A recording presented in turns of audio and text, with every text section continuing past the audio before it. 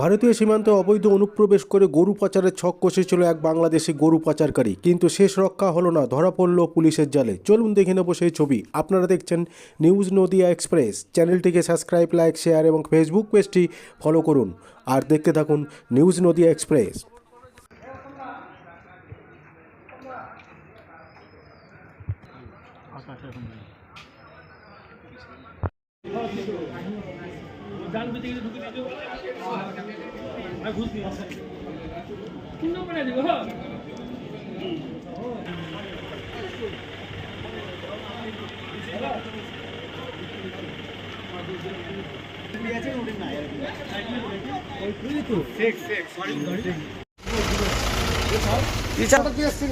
তুমি যাবে একদিন কোশ্চেন করার একদিন ধরো কোন বোর্ডে দিয়েছিল, কোন বোর্ডে দিয়ে হ্যাঁ কিসের ব্যবসার জন্য কিসের